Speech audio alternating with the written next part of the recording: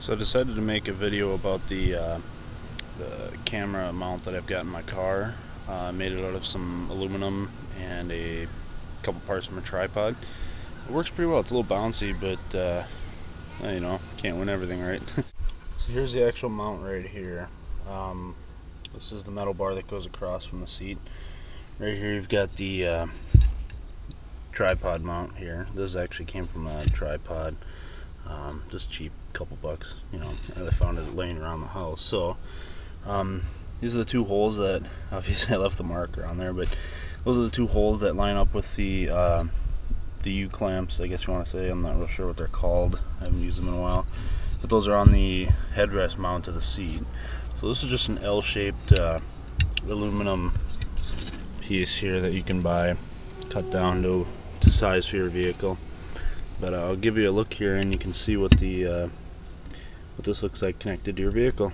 I'll just go ahead and attach it for you. Okay, so this kind of goes on like this here. It's going to be a little bit hard for me to show you, but they attach to these U-bolts that I got here. These are always on my car, so I just leave them there all the time. I basically just take this here. Sorry for the video. You just kind of line them on there. I don't know if you can see that very well. And I just kind of slowly pop them on because it's got to be all the way up against there so it's not too wobbly. Okay, so now I've got some wing nuts.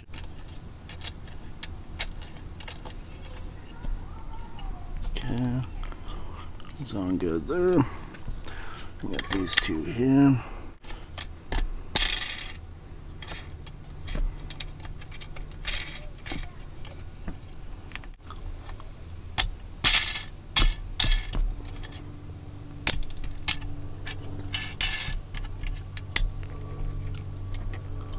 Okay, so you can see how tripod mount kind of hangs out in the middle here. I'll give you a better view here where it is, right about center with the vehicle. So you basically, this would be your shot right here.